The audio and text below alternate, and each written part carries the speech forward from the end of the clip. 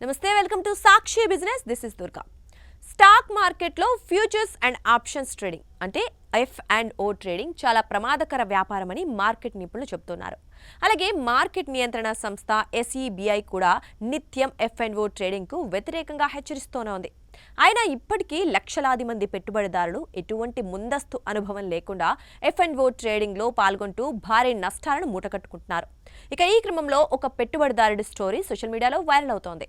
30 ఏళ్ల వ్యక్తి ఆప్షన్స్ ట్రేడింగ్లో 2 కోట్లకు పైగా నష్టపోయానని వెల్లడించాడు. ఈ వారం ప్రారంభంలో అతను రెడిట్లో తాను నెలకు 2.85 లక్షలు సంపాదిస్తున్నానని, కొన్ని ఆప్షన్స్ ట్రేడింగ్లో 2 కోట్లకు పైగా నష్టపోయానని, తనను తాను కాపాడుకోవడానికి అప్పు చేస్తున్నానని వెల్లడించాడు. తన అప్పును ఎలా తగ్గించుకోవాలో తెలియక ఏమైనా మంచి ఐడియాలుంటే చెప్పండంటూ పోస్టు పెట్టి నెటిజన్లను సహాయం అడిగాడు.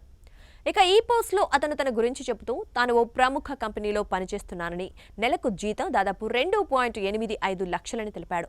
గత కొన్ని సంవత్సరాలుగా ఆప్షన్స్ ట్రేడింగ్లో తాను ఎక్కువగా నిమగ్నమై ఉన్నానని, దీన్ని తాను సైడ్ ఇన్వెస్ట్మెంట్గా ప్రారంభించానని చెప్పాడు. కానీ క్రమంగా ఇది వ్యసనంగా మారిందని, ఇదే టైంలో తాను పెద్ద మొత్తంలో డబ్బును పోగొట్టుకున్నానని బోరుమన్నాడు. ఇక నష్టాలను పూడ్చుకోవడానికి కొంత అప్పులు చేస్తూనే ఉన్నానని, ప్రస్తుతం నా అన్సెక్యూర్డ్ అప్పు పర్సనల్ లోన్ 27 లక్షలు, ఓడి రుణం 28 లక్షలు, NBFCల రుణాలు 8 నుంచి 9 లక్షలు, క్రెడిట్ కార్డు బకాయిలు 12 లక్షల వరకు ఉన్నాయని వివరించాడు.